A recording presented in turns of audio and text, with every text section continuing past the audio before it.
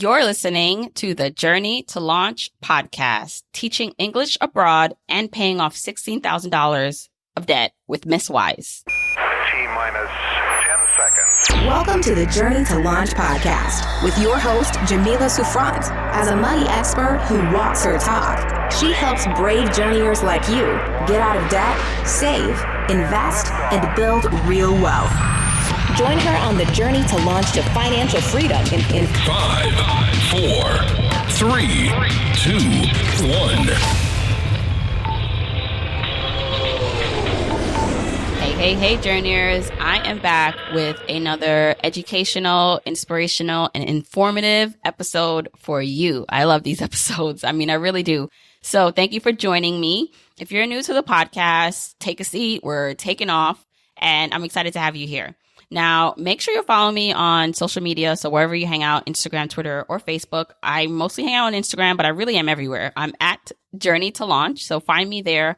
I love when you guys repost the episodes that you are enjoying, things that you're taking away from it, and that you share it with your family and friends, right? This is the way that the podcast gets out there. It's word of mouth.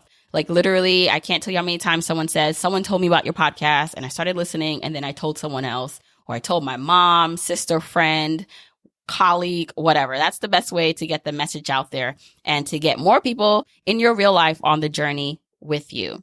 Now, I'm going to be speaking to Miss Wise, and I'm excited to speak to Miss Wise because she has a wonderful story of how she is using living abroad and teaching English abroad in China to pay off debt. And she brought so much information to this interview where if you are interested in this, you are going to walk away with some action items, some things you can actually look into to start doing what she did. And I'm really excited that you're going to be able to hear this. All right, just a little bit more about Miss Wise. Miss Wise runs Wise Woman Wallet, and she's on Instagram as Wise Woman Wallet. And she made some major changes to her life and finances because she said after attending her 10-year high school reunion, she knew that she didn't want to spend the next decade of her life in debt. And so she moonlighted as an ESOL teacher and then moved to China to teach English, full-time, travel, and basically pay off debt. And she's now like 3 years in living in China, also has paid off $16,000 worth of debt and has done so much with her finances. And you'll hear how she did it, how she went from, making that transition and leap, how she doesn't believe in total deprivation while paying off debt, and how you can eat your cake and crush the debt that you have also. So I'm really excited to have you hear from Miss Wise. If you want any of the episode show notes or anything that Miss Wise and I talk about, go to journeytolaunch.com/episode 123. This is episode 123. So wherever you're listening to this too, it should have a description, and you can probably just click the link, journeytolaunch.com/episode 123. And as always, let me know what you thought of the episode. Now, let's hop into the conversation with Miss Wise. Hey, journeyers. So I am always excited to bring you voices I feel like need to be heard more in the space and perspectives that are, I know, very helpful. Like if I can only get this person to share, because Miss Wise, who's on the show from Wise Woman Wallet, she does such an amazing job sharing her story on her Instagram account and on her blog. And I know that if more people heard your story, Miss Wise, that it would be so helpful. So that's why you're here. I'm super inspired by all the content that you put out, by your debt payoff story, you moving to China, all these things. So we're going to get into that, but thank you for being here. Thank you for having me. I'm so excited. Yeah. So what I love about your account, and by the way, Miss Wise is anonymous, so we're not going to use your real name, and you currently live in China. But what I really love about your account, so what stands out with your account than other personal finance accounts, and primarily I'm talking about Instagram, is the way you distill and share financial information. And then that's pretty obvious when we find out why that is, because you're a teacher, you have a teacher background. So I have a lot of teachers who listen to this podcast. My husband's a teacher, so I have a special place in my heart for teachers. And I want you to talk about how, you as a teacher, you are from North Carolina or you're from the States, now you're in China teaching English and paying off debt. It's a strategy that you've been implementing and you're doing really well at it. So how did you go from being in North Carolina or teaching in the US to where you are now in China? Wow. Okay. So, yeah, I'm originally from North Carolina, born, raised, educated, and my initial degrees are in communications. And I just got to a point in my job where I was doing marketing where I was like, I really don't like this as much. I felt like I wasn't being of service. So what I did was I started moonlighting, teaching English to adult immigrants at a community college. So that's how the journey began in like 2015. I started doing that. So you had a communications major. Yeah. How far out from graduating did you start teaching on the side to the community center? Let's see, 6 years. Okay. 6 years from undergrad. Yeah. Okay. Yeah. So after being in the workforce for a minute, realizing I wanted to do something a little different, I realized, hey, I can help people and I can make a little money on the side by teaching at the local community college. And that's what I did for Monday through Thursday. After I got off work, I would go there and like my life like lit up. I enjoyed being with my class. I had two different classes. One was mostly Spanish speakers, which is fine because I speak Spanish. And then my other group was literally global. Everyone was from everywhere, every continent except Antarctica. I kid you not. So it was just such a joy to be able to do that. And I realized like I'm in a situation where I feel like I have so many bills. I had just gotten the car that I had forever broke down and I had to get a new car. So that meant there was a new bill because I didn't have any money to buy a car outright. And student loans were getting on my nerves. So I wanted a break. I wanted to marry the things that I love, which are teaching and traveling with paying off debt. So that's when I decided to move to China in 2016. Okay. So amazing. But when you first took this side teaching job, did you have to like take a certification to be able to do that? Like, how did you get that side job? Okay. Yeah. So to be an adjunct professor at the time, I literally just had to have a BA. And in any subject. BA in any subject. I had no education background whatsoever except volunteering. And so that's what I put on my resume is that I had been a volunteer and I had taught like seminars for other communications, journalism students when I was in college. I had tutored in high school. I had tutored in college. So I had those experiences. And then I also knew someone who was already at the community college. I met her at my friend's baby shower of all places. And I overheard her talking. And I was like, oh, so you teach at the community college? She was like, yeah, you should come and volunteer with my class.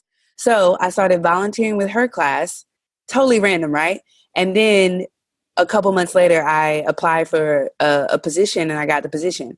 And what's funny is that when I looked back, when I was writing my resume, I was like, I've been teaching for a long time. I just hadn't gotten paid for it. It had always been a part of me. Like I loved breaking down stuff for other people. And so when I actually went into that lane and realized how much I loved it, I was like, I've got to make a move. I've got to make a change. So what's fascinating about this, and it's like almost, it shouldn't be as fascinating as it is. And I mean, meaning this, I feel like all of us have a history or passion within us or something that we do really well. And it might not be something we get paid for. But sometimes we know we don't pay attention to it or we're not focused on it because we have life. We have all this stuff going on.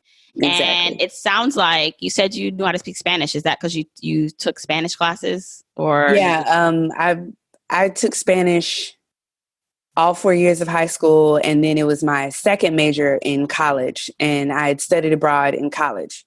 So having already studied abroad in college also gave me a leg up to be like, oh, I can live abroad because I've already done that before.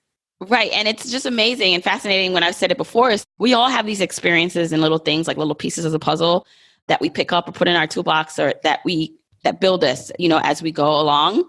And sometimes we don't know what all that leads up to, but it's like building up and if the pieces all come together to put you in the perfect position. If you can be aware of the opportunity, like you started volunteering, your friend, mentioned something to you, your ears perked up, you followed to get more information, you volunteered, all that led you then now to like, you really like, being able to like live this now life that you probably couldn't have imagined like 10 years ago. You didn't know what it would look like this. So I just feel like there's a lot of people. I had no idea. Right. There's a lot of people with like a lot of puzzle pieces in their life. Like it's not connected yet, but it's there. It's just like piecing it together and being open and looking at the opportunities around you.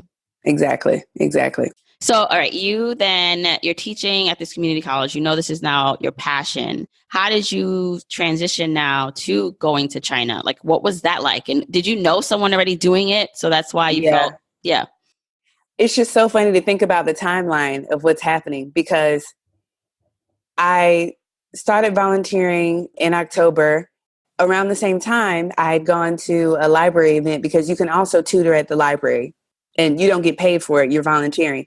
But I met two other Black women who were thinking about moving to Asia to teach.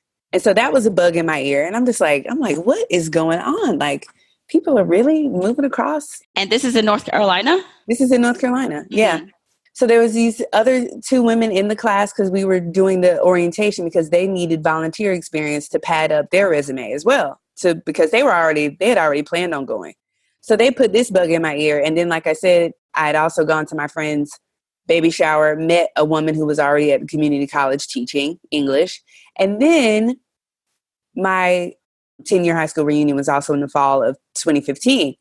So all these things are just coming in my head. And I'm just like, I feel like I got to make a move because I feel like those moments when you go to a reunion or a baby shower or a wedding, you start become really reflective about your life. And you're like, what am I doing? Am I doing as much as I can? Am I reaching my potential?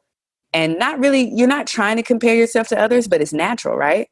And I felt as if I had done really cool things like studied abroad in different places and gotten 2 degrees, but this debt was just holding me down. I felt as if I couldn't really flourish if I had this debt holding me down. So October, started volunteering. December, I got the adjunct position. February, this is so funny. I started my online TEFL certification, which is TEFL is teaching English as a foreign language. So I started that on Leap Day, 2016. So it was February 29th, 2016. And we only get that day every 4 years, right? And it was just so funny. I really did take a leap because what the money that I had saved at that point, I think it was over $1,000. By the way, to the folks listening, you don't have to pay that much for a TEFL course, but I looked at it. It was accredited. I loved everything about it. And so I just went ahead and did it. But it started on Leap Day and I was like, this is going to be something new. So February 29th, 2016, I started the course. I finished around May, but we already started applying for positions in April. I was actually thinking about South Korea first, but then the position opened up in China and I said, okay, let's go to China.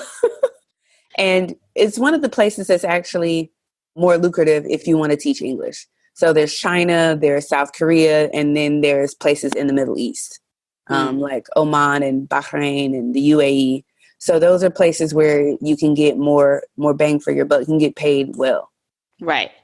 When it came to taking the TEFL, is that how you say it? Yes. Yeah. So when you came to taking that test, you said there were all the options. You went with it sounds like a more expensive one than with there are different ranges of that. So is it as simple as Googling TEFL courses? And can anyone do this? So like just going back to like if I am in corporate America and I'm like, you know what, I think I want to teach. Maybe I want to teach overseas. Anyone can take this program and then be qualified to do that? Yes. So what's interesting is there are courses that you can literally get on Groupon. There was one woman that I read her blog. She initially went to South Korea. She actually got her TEFL on Groupon for like $20 or $40. She completed the course and they were fine with that in South Korea and they hired her. But I did a more higher end TEFL course that I was Googling and I was just looking at different things. And the people in the organization is based out of Chicago. They like took group trips together to different places. And many of them had either taught abroad before. So everyone sort of had experience. And they also had a really good career guidance component. Whereas when I started getting my interviews and contract information and my resume and CV together, they checked all of that. They were like, okay, this is actually a standard contract. You'll be fine with this company. This is a company that many people go to before. So I needed that support. Yeah, I needed that support so much. Like I didn't want to just do any sort of thing. And it was accredited. I made sure I checked everything out. They go to conferences every year and they have spots everywhere around, well, not everywhere around the world, but they have spots in Chicago and in other places. So if you want to take a trip and do your TEFL course at the same time. You can do that. But I Wow. did the online course. So I was working my 9 to 5. I was freelance writing on the side, and I was teaching 4 nights a week, teaching English. So I was hustling. But I just felt as if I wasn't getting anywhere staying in North Carolina. So how long was the TEFL program or course? The TEFL program was 3 or 4 months, I believe. Okay. Something like So- that. Yeah. How did you get this specific position in China? Do they help place you at that point? Is there like a job board that people who complete the TEFL exam, no matter where they take it, can have access to like the positions out there? Yes. So through my TEFL course, it's called International TEFL Academy. So they have free resources that anyone can look at. So you can go to their blog and they will list places where you can go and look up jobs on your own. So there's like Dave's ESL Cafe, there's teachabroad.com. There's so many different websites you can go to. But I ended up, through the TEFL Academy, I was able to link up with sort of a recruitment agency. And I didn't pay anything for them to hook me up with positions over in Asia, but those companies pay them to find teachers. And so is it hard? Like at the time when you did it, was there a lot of availability and spots open? And is it different today? Like if someone's like, you know what, I'm interested in this, but is it then harder to get placed somewhere? It depends on where you go. Because I'll just talk about China specifically because I worked at 3 different places in my 3 years at China. So the first place I worked at was called English First or Education First. It goes by EF. And this is a training center. So the kids, this is after school care, basically. So after school in the evenings and on the weekends is when you would work.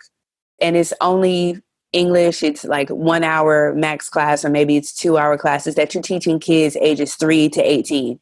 So I'm one teacher, but I can have multiple classes throughout the week with multiple age ranges.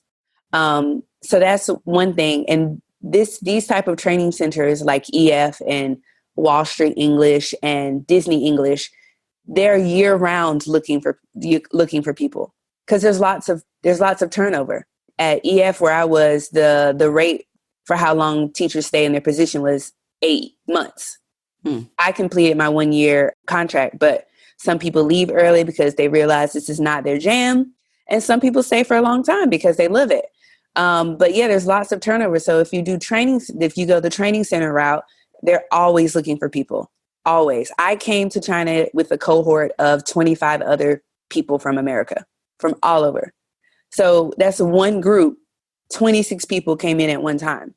So they're doing that every few weeks. But once I got to EF, I realized that there were other avenues and I could literally go to a real international school. So I've been teaching at international kindergartens for the last 2 years. And it seems as if people are looking for people who are more, who have teacher accreditation, who do have a certification, who have a license, and who have a BA or something like that in education. Because a lot of folks were coming in with maybe a BA in horticulture. I'm just making this up. Or art. Mm-hmm. Yeah, or art. And they were not necessarily good teachers. They weren't as professional. They want a more professional breed of teachers to come over. So I think China has started to look more into the credentials more. But as I said, if you go to a training center, if you just look at it online, EF or Disney English or Wall Street English, a lot of them are just looking for a BA in anything. So you can get your feet wet, come over, go to a training and see center. if you like it, like test it out first. Mm-hmm. Yeah. Okay. So many questions. When you get a position like this, are they paying for room and board? Where are you typically staying? Okay. The rate, like what do they pay you? With a training center, you think about the income that you're going to get. Let's say it's, I don't know, I'm just going to make it up, $3,000 a month. So the income you're going to have from that, they're already going to include your housing stipend in that. They're going to include your some travel stipend. So what they will give you airfare to come out to wherever you are. So you'll come out to China. Then after that, they'll start paying you every month. This is how it worked for me. They'll start paying you every month a little bit of a stipend so that you can go back home. So they're paying you, let's say they're giving you $1,000 ticket. They'll pay you 1,000 divided by 12 every month for the duration of your contract. So you have to save that. You have to pay your housing expenses out of your salary. You have to pay. It's just like if you're here in the States. You have to pay for Wi-Fi, phone bill, anything else, right? But I realized that I can make more money elsewhere and I can get free room and board. So free apartment at my second job, which was on the school campus, on the kindergarten campus. Also, I had free breakfast, lunch, and dinner at the school. It was Chinese food. You may not like chicken feet and pig knuckles or whatever else they make. There's other stuff that you can eat, you know, noodles and whatnot.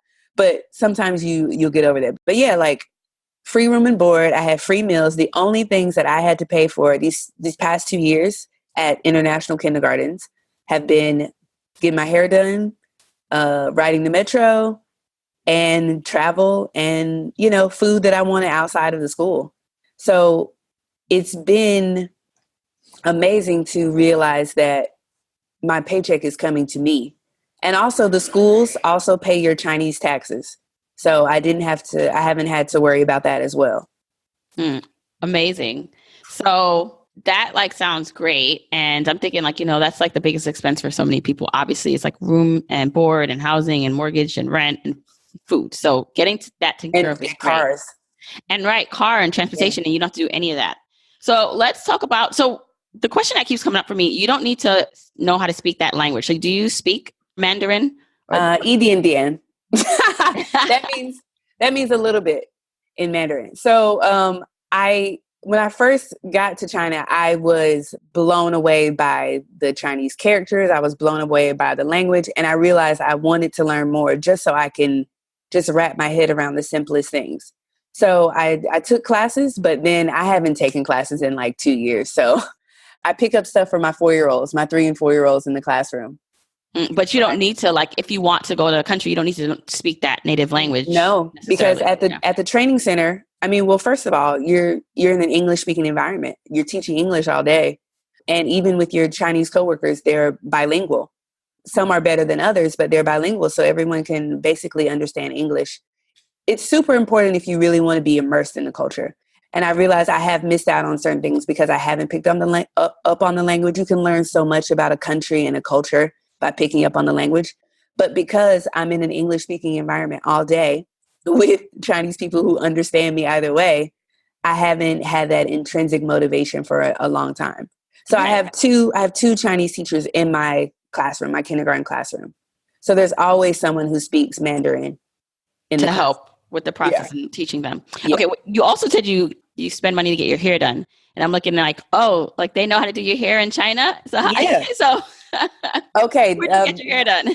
Not the Chinese folks, but I'm in a very big city with people from all over the world. And there's a very large African population where I am. So I've been able to connect with my brothers and sisters from Kenya.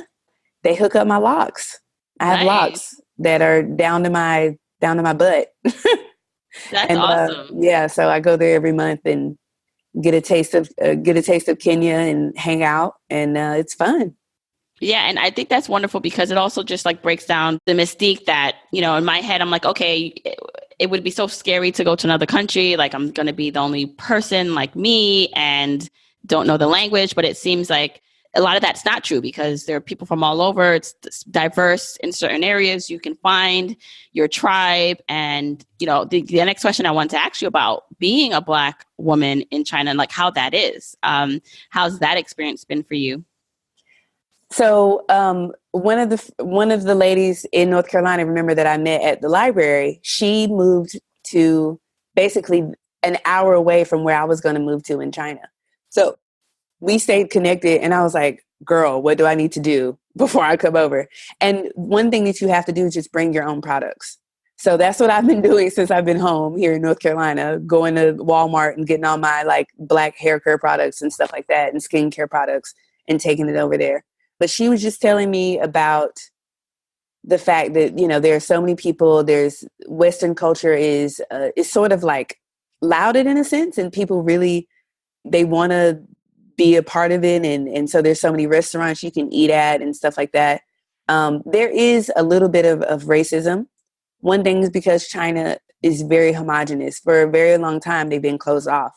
So when you don't see stuff every day and it's different to you, sometimes you're scared of it. For me personally, I have the only bit of racism I've experienced is people on the metro maybe getting up and moving somewhere else. And that's fine with me because I would love to be on the metro and just have the whole road to myself. So that's fine. Mm-hmm. But one of my good friends, a lot of times Chinese landlords do not want to rent to a person of African descent. They don't care if you're American, if you're Caribbean, if, they look at you and they see a Black person, they don't want to rent to you. So that has been an issue for other people. But for the most part, when people see my locks and they're just like, what is going on here? It's mostly amazement. They want to touch my hair. They want to talk to me. And it's so funny. They'll try to talk to me in Mandarin and I'll say a few things and then they just keep going. And I'm like, I don't understand anything else you just said. But for the most part, it's been more fascination and wow, this is different versus racism.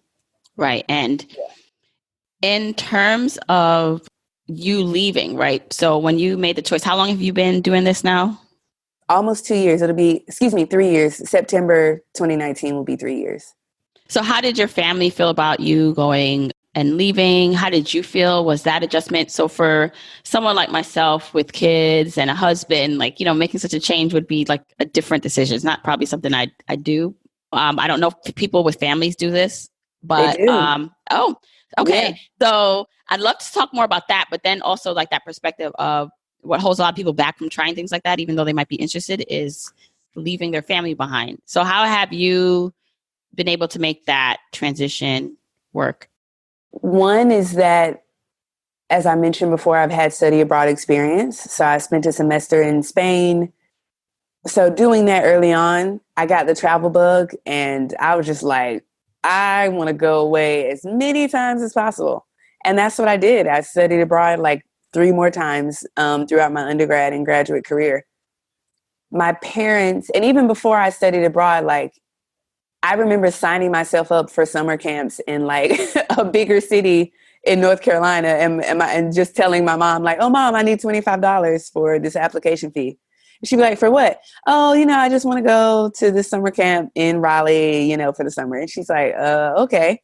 I was always a self-motivated kid. And I knew in my small city, I had to go where the opportunities were. Nothing was going to fall in my lap. I had to go. I had to get out. I wanted more for my life than working a 9-to-5 and just being here and seeing the same people all the time.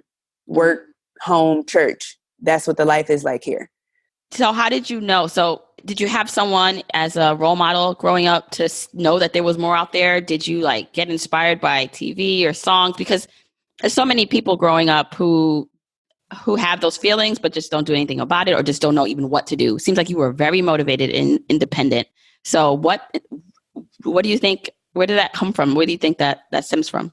Gosh, I think it comes from maybe 4 places. My grandmother had a very big hand in raising me and she loved to go to different places. Her and her geriatric crew would go to Cozumel for a cruise. They were in their 60s and 70s.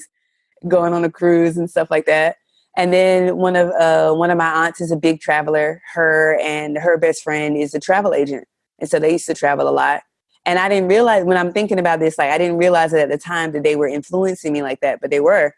Number 3 was I'm deep into MTV generation and remembering when they had Semester at Sea. Do you remember The Real World? Yes. Mm-hmm. So they did Semester at Sea. And I was like, that is the coolest thing. You're still learning, but you're traveling the world. I was like, that is so cool.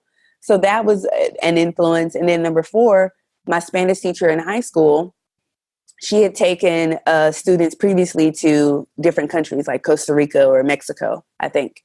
And the beginning of senior year, or it was the end of junior year, she held a meeting to see if anyone was interested in going on a trip abroad. And Jamila, I kid you not, I pull up to the library of my high school and I'm like, okay, I don't see any cars here. I was the only one who showed up for this interest meeting. Wow. So I was sort of crushed because I was like, this would have been my opportunity to go abroad, right, for the first time and do something. And I was willing to do anything. I was like, I would do hot dog sales. I would do bake sales. Because for some reason, I could not get a job. I don't know. Maybe I was like overqualified or something. They were like, she has too many club activities. But I was willing to do anything at that point, but no one else showed up. But thank goodness my Spanish teacher at the time was like, don't worry about it. Like, I know you're going to go to college as soon as you go to college. And she knew where I was going. She said they have a great study abroad program. You get in there and you do it. And so I dragged my feet freshman year. Sophomore year, I was like, I got to do this. I got to do this. So the end of sophomore year, I applied to study abroad my junior year. That's and it changed my awesome. life. Yeah.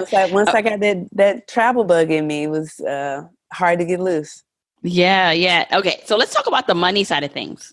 Because so for people, there's like, there might be some things bubbling up for people like, okay, yeah, I want to travel. That's amazing. But there might be some things like I have so much debt and so much going on financially. And so geo arbitrage, like this lifestyle design where you're moving somewhere else and working for a company that helps pay for your expenses can vastly change the course of your finances. So let's talk about when you went, how much debt you had and what you've been able to do so far and how much you paid off and all that. Okay. So when I left September 2016, literally I dropped like $11,000 in debt, turning in my car to CarMax literally 11 hours before I got on the plane to China. So I initially dropped $11,000 worth of debt that way, got rid of that car loan. And then I had $53,000 left. So that included like some medical bills because I'd had a surgery. That included credit card bills. I couldn't even tell you what I bought on those credit cards. I have no idea. And then I had a little bit of undergraduate debt. And then I had this 40 G's of graduate school debt where I was like, oh my God, I don't know how I'm going to get rid of this. So when I started the journey in earnest, $53,000. Yeah, not including the car. And what I did before I left was I had some freelance opportunities and I had the money coming in from teaching at the community college. So when that money came in, I think I only had like 1 month worth of money to pay back loans back home. So I really was like, I really had to pinch pennies when I actually came to China because my salary, I thought I was going to have more money than I did. But I realized that I had to pay rent and I realized I had to do all those things. And I thought my money would stretch a little bit further.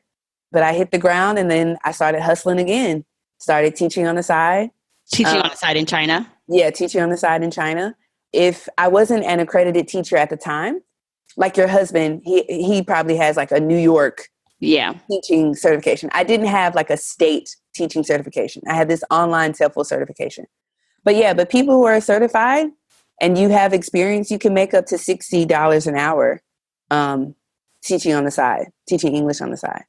So I was teaching at two different places on the side, in addition to working at the training center that first year, and I made things work.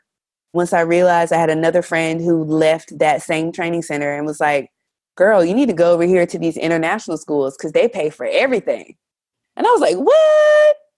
And yeah, so I was like, let me go ahead and start applying. And here's another good website. I used echinacities.com. So that's literally the letter E, chinacities.com.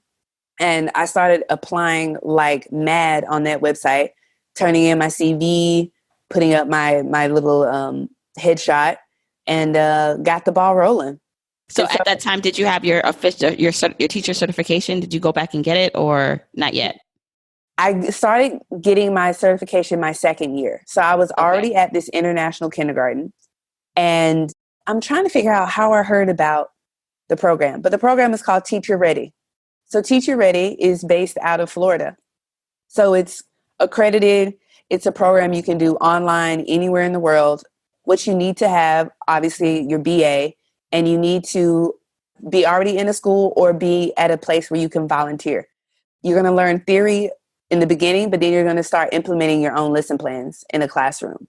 And you're going to start observing other teachers. So you need a person who's already has a teaching certification. I was blessed to have one of my friends. He had one from California. So he was my mentor. He was the one who observed me from time to time. He was the one who signed off on things. And I started it like December. I got a fee waived. So I was like, let me go ahead and start this program now. I started it in December of 2015. I completed it in June of 2016. And so I did it in 6 months, but they say it usually takes 9 months. But I had to do it in 6 months because I had to complete everything before the semester ended. I was like, there's nothing I can do over the summer, right? I need to have my friend look over things and I need to implement these lesson plans. Am I even answering your question? No, you are. Well, no. So it's helpful because it shows like the steps. Like there's like all this stuff sounds great, but then there are like little steps and we're not gonna be able to cover everything. But getting your certification allowed you then, it seems to, you're already at I'm at the third school. The third school, but then it allows you to make more money or be more qualified on the side. Exactly. So these are things where, there's levels to it. It's important to at least note so that people can do their own research. But I will I'm going to get all these links, everyone, that Miss Wise is mentioning, and I will link them in the show notes. So, all right, you're in China, you're working, and you're focused now on paying off debt, right? Is that your main goal at this point? When I was doing the teacher certification, I was focused on paying it in cash because that was about $6,000. Yeah, so the tuition, and it was pay as you go. Hello, which works great. Because I would do a lesson and it would be $800 per lesson. So every time I got paid, I would just pay for another lesson. And then I had to pay what I did when I came back to America. I had to also take the exams here in America. So when I came back to visit, I also took the exams and I also had to pay some money for that. So at the time in my second year here in China, I paid off the undergrad loans. And I was paying for my teacher certification out of pocket. Right. Yeah. So now at my third school now, as you've seen on my feed, my focus for 2018 and the very first part of 2019 was saving money. Because I realized I just didn't have enough savings. And I was just in a very precarious position, being 7,000 miles away from home and only having $400 in the bank at the time. Because I was paying debt. I was paying for trips, a few trips that I had, and I paid for that teaching certification in cash. So I was really cash poor. Even though I had done well with getting rid of some of the debt, I was cash poor. And I said, I can't do that. So this year was about saving $10,000 as an emergency fund. Right. And for where you are, like you said, you're not home where you can go back home or it's someone that in the United States, you have to have a different level of security being in China.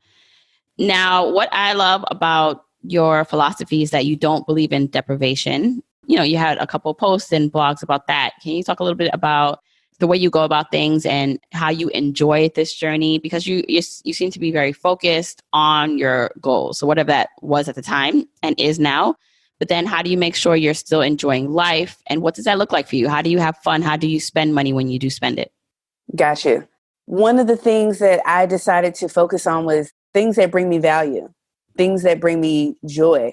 So if it means that I take 2 international trips a year, but I don't spend a lot of money on clothes, then that's fine. I don't care that much about fashion. But what I do care about is seeing new people and experiencing new cultures and, jumping on the beach, jumping in the beach and speaking to people and tasting this delicious food. So I realized early on, the very first year I was in China, I couldn't move a lot. I couldn't really do things. And I realized it was bringing me down because I'm in China. I want to be able to go see the Great Wall in Beijing. I want to be able to go to Hong Kong. I want to be able to go to Vietnam or what have you. Those things made me so happy. So I decided to implement that in my budget. I'm just like, if I want to do these things, I'm going to be judicious about it. I'm not going to go everywhere in 1 year, but I'm going to mark down those places I really do want to go to on the bucket list and just try to make it happen when I have time off. Because I have like 3.5, 4 months where I'm actually not teaching. Those are paid vacations. So, right. And you still get paid? I still get paid. That's awesome. Yeah. I put it in the budget. I tell people put fun in your budget. If it brings you so much joy to go with your college girlfriends to brunch, do it. Like, you can't do it every Sunday, but you can make a time and make room in your budget and in your calendar for once a month. If you like to get your hair done or pedicures, like, there are people who do their own hair and that's cool, but I'm just like, I don't want to do that. I want a professional to get in here and get it done in like 2 hours. Because if I try to do it, I'm going to be on YouTube for 12 days. I'm going to be trying to buy Right. all the products, and it's going to turn out like crap anyway. So just like, there's certain things that you pay for the convenience or you pay for the joy of. And that's what I do. And in China, I'm able to do certain things that I wouldn't even do in the States with my money, like get massages. So a massage here would be what, $60 per minute? US? $60 for 1 hour. So that's $1 a minute. I can pay 70 RMB, that's 70 Chinese yuan, for an hour-long massage, and that's only 10 or 11 US dollars. A pedicure, I can get a pedicure for 10 or $11. A gel pedicure, not like just like a regular one. So it's like, there's certain things that I take advantage of in China because it is cheaper, but I don't waste money on like crap that I don't like.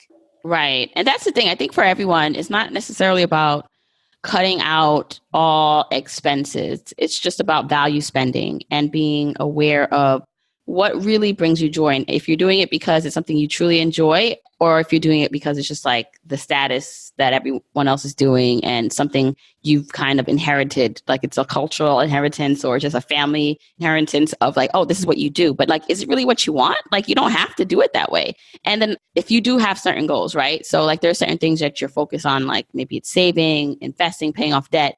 So going out to eat, even if it does bring you joy, is not something that's going to be, if you do that every day, you're not going to be able to reach your goals. So then cutting it back and thinking about ways in which you can still implement that in your budget, in your life, to where you're still feel fulfilled. Maybe it's not you're not balling out of the control the way you'd like, but it's still something that gives you some pleasure. I think, like, I totally agree with you. You have to make sure you're putting that in, or it's just going to be a very miserable journey.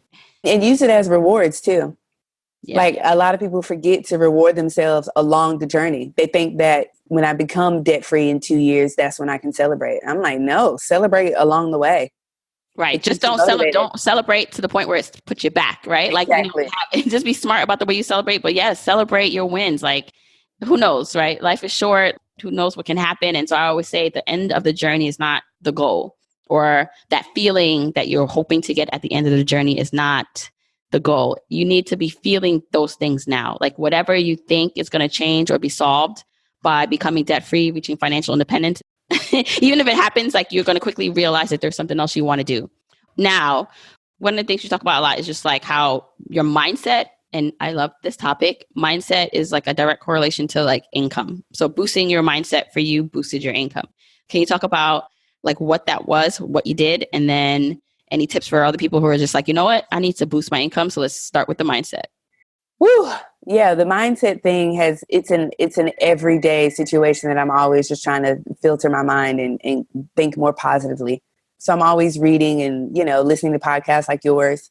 And one thing that I did in May, just a couple months ago, was I secretly was like, this is going to be Money May. I was like, every single day, I'm going to do something that puts me in the mindset of increasing my income in some way. So that meant everything from like listening to just like 10-minute, like in the morning when I did my yoga stretches, I would put on YouTube like money magnet meditation or something. So just using those frequencies. And then I also got really serious about coming up with a product of my own to actually sell. So I started thinking about ideas for ebooks, and there were these courses that I'd already paid for, but I was not using. And I was like, that's a waste of time and waste of money. Like, I need to actually look at these courses, and it'll help me come up with ideas and produce things that perhaps I can, help serve others. I started freelance writing with Bankrate. They came up to me because they saw what I was doing on Instagram, and they were like, oh, this is cool. And not knowing that I had a communications degree, I had a background already in writing. They didn't even know that. So all these things, again, coming into play. I decided like I need to take advantage of this. And times when I would procrastinate and I would have in my head that, no, you need to work hard to make money, or you need to make money just teaching, I realized that, I have this skill set and people are looking at me and they want something from me and I can take advantage of that. So throughout May, I was like looking up ideas to write for them. I was like sending in submissions. I was sending in those invoices. I was like, we've got to do this. And also in May, what's funny, I'm doing all this work on myself and I'm reading and listening to stuff on YouTube and just really just putting the work in. And I got a couple opportunities to teach again. Just opportunities would just come my way. Yeah. Because I was seeking them. I was looking at them. I literally just read The Compound Effect like 2 days ago. I finished reading it. And it was just talking about how if you don't see opportunities, it's because you're not looking for them. Sometimes it's literally because you're not looking for them. There's so much information out here, or there's a frequency that we have to tap into in our mind that says there are opportunities available for me. I have gifts, I have talents, and I can serve people with this gift. So opening my mind up in May, literally just every day, just thinking about something, reading about something, listening to something, just working on my craft, things started to come my way. And it's been amazing. Yeah, and that is what I hope every journeyer comes to understand if they don't already. I know a lot of you guys listening know this, but maybe you're not implementing it as much and not focusing on this foundational mindset piece, that mindset work, because it's not always the most direct thing that you can measure, or there's such small like changes. So for example, I was thinking about this because I'm like trying to get healthier and work out and all this stuff. But the things I need to do are very small to implement the changes I need to see. So for example, the kind of things I need to do to help my body recover from having 3 kids in such a short amount of time are like things that I find so boring. It's like doing these little small exercises for my core. And I'm just like, I don't feel anything. This is not doing anything. Like, this is like, I want to like go. I used to do CrossFit. Like, I just want to like go and like really do something, Oh, wow. intense. You're serious? CrossFit? Go Yeah, ahead, I used to. And so, but I'm just like, these small changes though, even though I don't want to do it because it's not as fun. And it's like, I'm laying on my back and doing all this like leg lifts and like whatever. When I stick to it, when I can stick to it for like a week, I see dramatic changes to my body. But in the moment doing it, it's not fun. I don't like it. It's just like, this is not doing anything. And I find that often with like money and mindset stuff where it's just like, oh, I'm listening to this thing, or I'm supposed to be doing this thing, but I want to make the money. I want to like invest. You want to do all these like big things, but not realizing that it's the small things that you're probably avoiding, that you don't think matter, that you're putting off. Doing that consistently over time, like your life will be different. Your money, your bank accounts, your investment accounts will be different when you start doing those little things that you're avoiding or that you don't think are important. Exactly. Like when I first started on this journey, when you think about $53,000, and I know so many of us are in that boat, we have large figures ahead of us. It's like, you have to break it down. You have to think about, you can't think about the entirety of that. You wouldn't, it's too daunting. It's a huge mountain. But when I thought about the first balance and just getting rid of that, then it helps out. But it's like, yeah, like stuff every day, what you're talking about, like people don't realize every month to saving $50 a month or saving $100 a month or investing $200 a month. Just starting something small and starting it now, oh my God, it will bring such big results. And I often kick myself for not starting sooner. I'm just like, why didn't I start sooner? Like, my parents didn't teach me much about, money. And part of the mindset that I had to get rid of was the mindset that was sort of taught to me by my parents. Like, you'll always have debt. And right, you always have to work. Yeah, you always have to work hard. Yeah. Exactly. You go to college, you get a 9-to-5, and that's what it is. And reading and listening to podcasts like yours and seeing other people's debt-free stories like has motivated me so much. That's one of the pieces that I tell people all the time. Like, at least just get immersed in it. You got to change your mindset. Everything flows from there. Yeah. Okay. So what's next? Like for you, I know you're still working on paying off debt. How much debt do you have left? I have like 37,000 left. So 2019, I've dubbed it, I like to make my goals like operations, little mini operations. So this is called Operation 19 and 19. So I have 2 graduate school loans in a package. And both loans were around 19,000. So I just chose the one with the slightly smaller balance. And so I'm like, I'm going to get rid of this loan this year. So you're paying off $19,000. Your goal is to pay off Yes. $19,000 this year. And after that, I know like your focus is becoming debt free, but I always wonder, since so many people are in debt, a lot of it is focused on becoming debt free, which is amazing because that's like one of the steps in, reaching financial independence. But for you, what happens after you become debt free? Because that's going to happen, like, right, in a couple of years. So yes, is the idea that, so is the idea that how long would you think you're going to like stay in China and work? Do you have different things you're working towards? Are you working towards financial independence? What does that look like for you? To be honest, I'm not really sure right now. As far as China, there are people who have come and they thought they were going to stay 1 year and they've been there for 8 years and got married to someone and had kids. And, I'm open to that possibility. I'm open to teaching abroad somewhere else.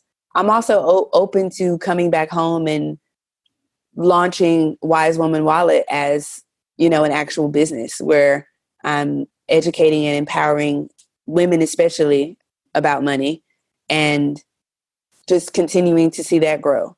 So I'm just open right now. Yeah. I'm open. I'm not sure about if I want to retire at the age of 50 or whatnot. I'm just open to learning and growing and collaborating with folks and seeing sort of where life takes me. I used to be a person who was very regimented and like, I always had to have a goal for everything. And now it's like, I want to become debt free. I want to travel to like another continent, but I'm not sure about maybe like my 5-year plan. I'm not sure about that yet. Yeah. Well, I love that you said you're open. And I mean, I think honestly, that is the better place to be. If you're not sure about exactly what you want, that's fine. Like just being open allows you to pivot and turn and like take advantage of so many things because you're not, you don't have anything defined, predefined in your head or what you think life should look like. And so that allows you to dream bigger than, or things to happen that you would not normally or couldn't have imagined because it's just an open canvas for you to paint on. So please let everyone know where they can find you and how they can keep up with you.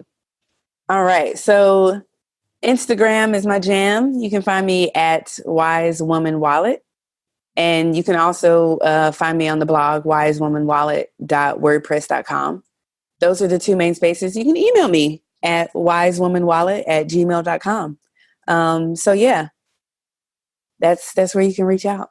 Okay. And I will link all that in the episode show notes. Thank you so much, Miss Wise, for coming on. I really hope this puts some fire under someone to really realize like the world and life that they want is right there. Just got to reach out and grab it and do something to get it. Yes. Thank you so much for having me. Good luck. Best wishes to all the journeyers. Let's do this. Yeah, let's do it.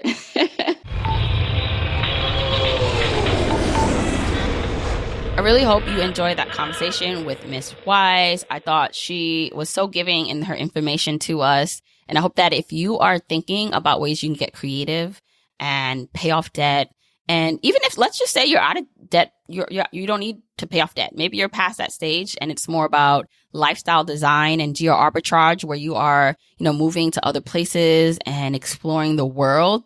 Like this sounds like an amazing opportunity for so many people. So I hope that if this is something that interests you, you take it a step further. You don't just listen to this and say, that was great. I wish I could do that. Like you actually go to the episode show notes, figure out how you can do what she did, or at least start implementing some of these things in your life. You can do it too. I promise you. You can make any change that you are willing to make as long as you get out your comfort zone. So once again, if you want episode show notes, go to journeytolaunch.com/episode 123. Also, let me know what you thought of this on Instagram, Twitter, or Facebook. I'm at Journey to Launch. I love when you screenshot and share what you loved about it, what you took away, and how this is inspiring you on your financial independence journey.